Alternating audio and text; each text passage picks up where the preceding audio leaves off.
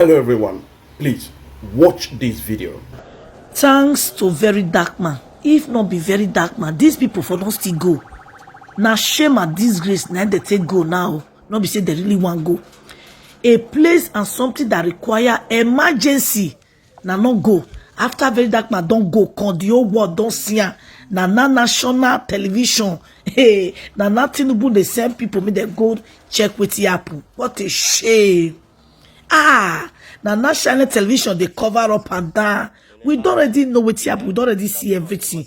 My people, now they go Benue. Make una watch, see them, shame and disgrace.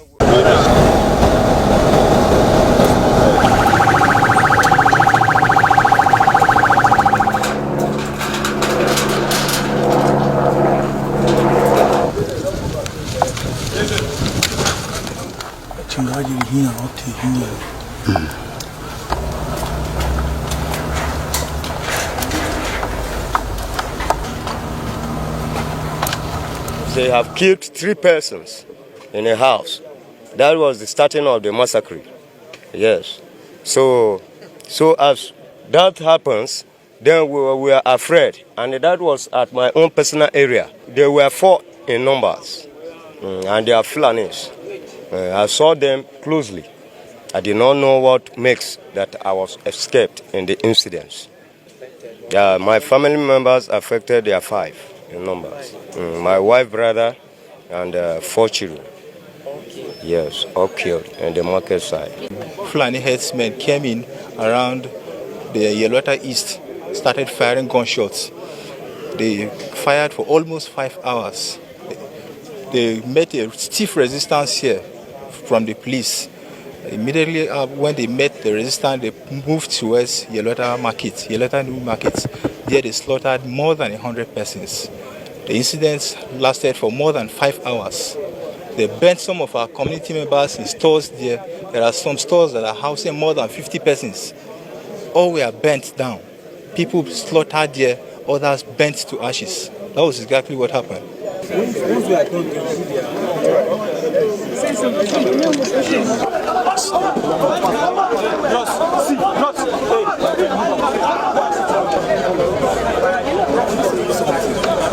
See, when one incident happened, hundreds of incidents have been prevented that are not known to the public. So that this happened does not mean that we have not been deploying. We have actually been deploying. We've been working together with the military and with other security agencies to ensure that this reign of impunity of these criminal elements ends, and we are committed to this. This attack on the peaceful Yelewata community is one attack too many. It is not just an attack on the people of Benue State. It's an attack on the entire nation. And we are not going to accept it. The people of this community are not alone. We are with them. The entire Nigerian communities are with them. A day will come when these bandits will come to operate as they used to, and they will never return. That day is drawing nearer. I can assure you that we are committed to fight this battle and win this war. My appeal to the community is to cooperate with us. They know their environment more than anyone else.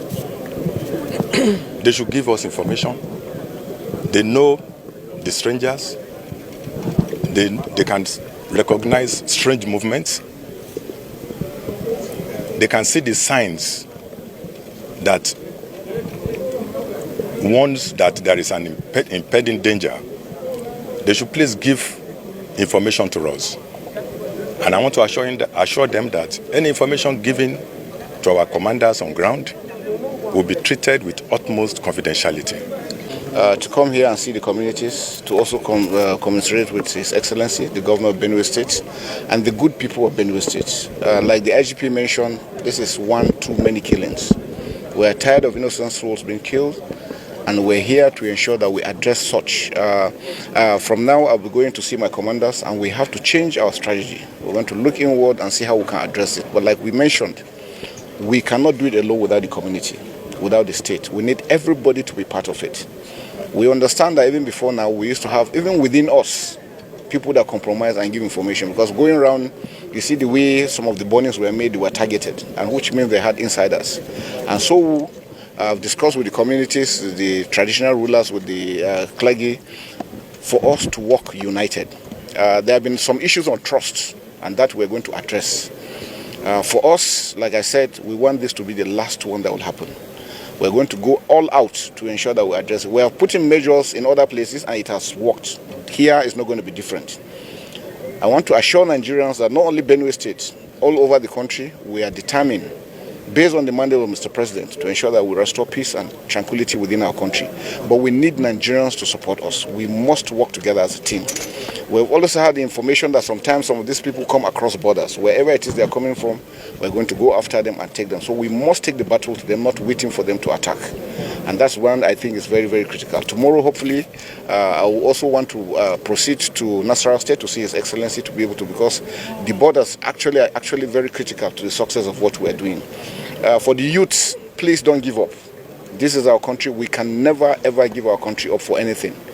And this madness must stop and it will end.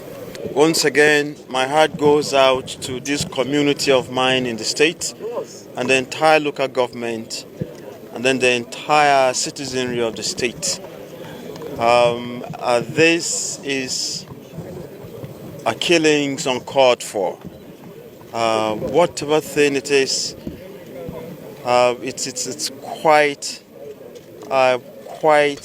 unfortunate that this kind of a carnage, this kind of killings, persists. The presence of the Chief of Staff, Chief of Defense Staff, and the IGP mean quite much to me, and definitely the people as well. The moment they heard of this, they called from Abuja same day, and they had condoled with us. The president himself is quite touched. Again, the presence of the two here this afternoon, it's quite reassuring to our people. As the community elders and the traditional rulers were giving a positive nod for their very prompt response, I know we remain very hopeful that this kind of a devastating occurrence would not happen, not only within the local government but around the state. We've gained their own assurances of the support. Already, we now have an increased presence of different teams and squads. That is going to create a huge difference. They've been to the sites, we've all been there, we've seen how inhuman it is. Each person is touched. It remains our prayer and resolve that this kind of a touchdown never. Okay, guys, you have done watching the video. Right now, the people that spoke in this video, the head of the army and the head of the police, where they say that they're gonna stop and they are not going to, they're going to start working towards all these things. If not for the corruption that is in the country, if not for the corruption, they know all these people.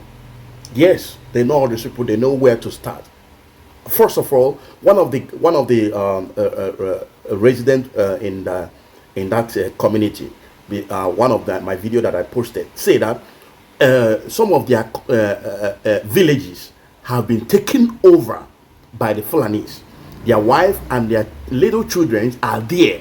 They are now living in some abandoned houses which some of the villagers or some of the villagers that they have already buy, have abandoned the house. They are now living in those houses that are still standing. So if they really want to work, if the police or the army want to work, they know these people. They have to go there because they know these people are those Fulanis that are terrorizing that village. They have to go and make the arrest from that place first. I think that's how what they're supposed to do, not to be saying they will, you know, corresponding things. They know exactly what they will do to get these people. In fact, let me not talk more. Please share the video.